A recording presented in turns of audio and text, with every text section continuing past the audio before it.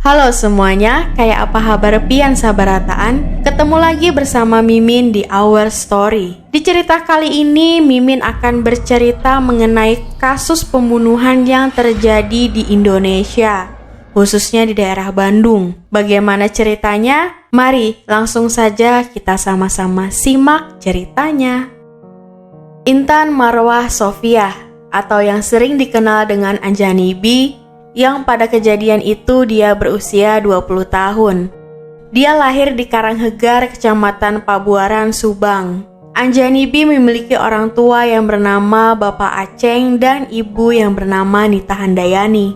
Penampilan dari Anjani ini sendiri terlihat sangat nyentrik dari wanita lainnya, karena Anjani memiliki banyak sekali tato yang terdapat di tubuhnya. Dia juga dikenal sebagai gadis yang sangat mandiri, di mana pada usianya yang beranjak 20 tahun dia memutuskan untuk keluar dari rumahnya dan tinggal di kos daerah Sekelimus, Bandung berdua dengan pacarnya yang bernama Iqbal. Dari informasi yang didapat dari pemilik kos dan warga sekitar kos di mana Anjani tinggal, mereka tidak banyak mengetahui tentang Anjani.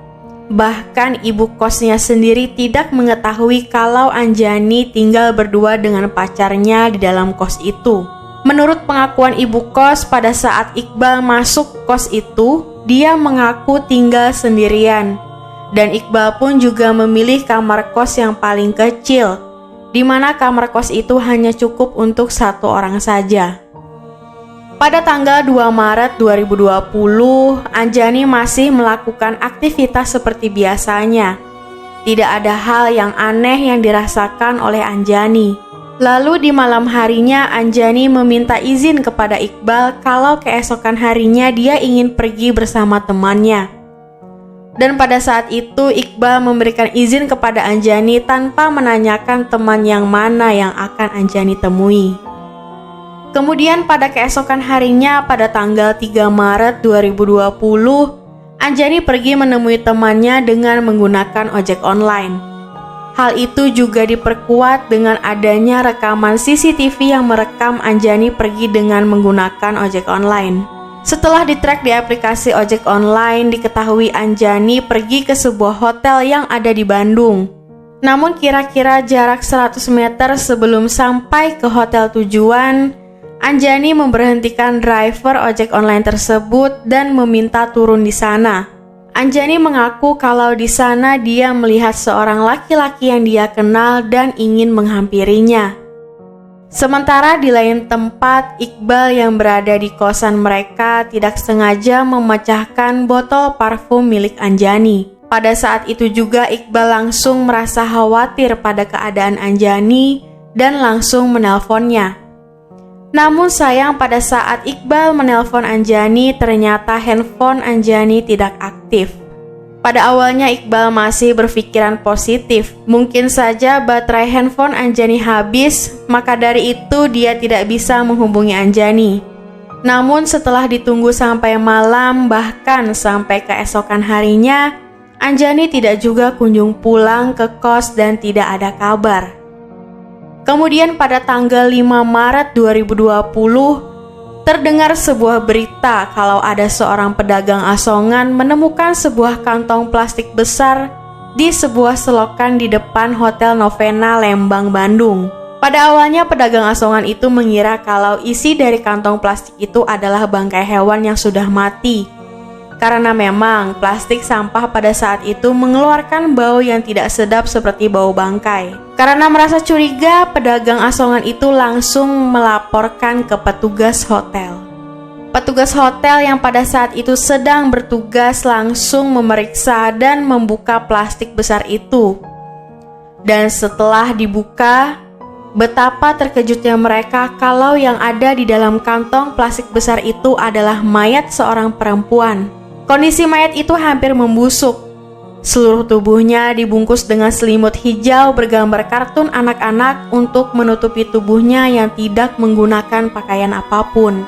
Melihat penemuan itu, warga sekitar pun geger dan petugas hotel langsung menghubungi pihak kepolisian Cimahi. Sesampainya polisi di tempat kejadian, mayat wanita itu langsung dibawa ke rumah sakit Hasan Sadikin untuk diotopsi.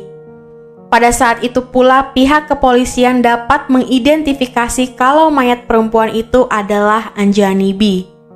Dan polisi langsung menghubungi orang tuanya untuk dimintai keterangan. Kemudian pada tanggal 6 Maret 2020, jenazah Anjani langsung dibawa ke Subang untuk dimakamkan secara layak. Menurut hasil dari otopsi, bahwa jenazah dari Anjani B terlihat sangat mengenaskan saat ditemukan, di mana bagian tubuhnya banyak mengeluarkan darah dan terdapat banyak luka lebam. Terdapat pula banyak luka sayatan yang ada di lehernya. Di bagian kepalanya juga terdapat luka lebam akibat pukulan keras benda tumpul. Diperkirakan juga Anjani meninggal selama 12 jam sebelum mayatnya ditemukan. Melihat hasil dari otopsi yang dilakukan, polisi menduga kalau Anjani merupakan korban kekerasan dan pembunuhan berencana yang dilakukan lebih dari satu orang. Menurut kepolisian, pembunuhan ini sangat-sangat terencana dan sangat rapi, karena para pelaku sama sekali tidak meninggalkan jejak sidik jari sedikit pun. Polisi juga menduga kalau tempat pembunuhan Anjani itu berbeda dengan tempat mayatnya ditemukan, karena di sekitar daerah tempat mayat Anjani ditemukan tidak ada sama sekali terdapat bekas bercak darah. Polisi pun terus berusaha melakukan penelusuran untuk mengungkap kasus pembunuhan Anjani, di mana pihak polisi menelusuri CCTV yang ada di jalan dan kos-kosan Anjani, namun tidak ada tanda-tanda pembunuhan terjadi. Iqbal pun juga tidak luput dari pemeriksaan, karena diketahui Iqbal lah orang terdekat dan orang terakhir yang bersama Anjani. Selama 2 minggu, Iqbal terus-menerus diinterogasi mengenai kejadian ini. Bahkan kos yang menjadi tempat tinggal Anjani dan Iqbal pun tidak luput dari pemeriksaan. Namun, polisi tidak menemukan bukti apapun kalau Iqbal lah yang menghabisi nyawa Anjani. Maka dari itu Iqbal pun dibebaskan oleh pihak kepolisian.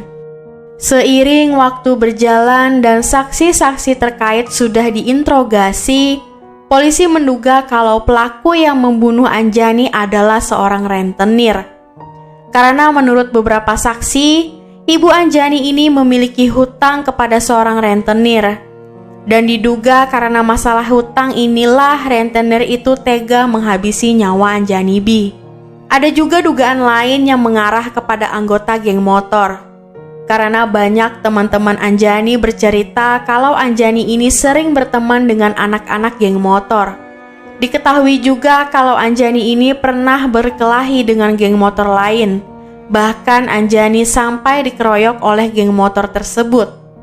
Namun dari semua kesaksian itu, polisi belum menemukan bukti kalau mereka semua terlibat dengan pembunuhan Anjani. Dan sampai saat ini, orang yang bertanggung jawab atas kematian Anjani B masih menjadi misteri. Pihak kepolisian pun sampai sekarang belum bisa menetapkan siapa orang yang membunuh Anjani B. Oke, jadi sampai sini dulu cerita dari Mimin. Banyak sekali pelajaran yang dapat kita ambil dari kasus kali ini. Khususnya untuk kalian para wanita-wanita muda, jangan mudah percaya dengan orang lain. Kemudian juga kalian harus sangat berhati-hati dalam berteman. Jangan sampai salah langkah yang akan membuat kalian masuk dalam masalah yang besar. Oke, Mimin juga mau ngingetin ke kalian, jangan lupa kalian subscribe channel YouTube Our Story. Kalau kalian suka dengan ceritanya, boleh kalian like dan juga boleh kalian share ke semua teman-teman kalian agar teman-teman kalian tahu sama cerita ini. Dan sampai jumpa di cerita selanjutnya.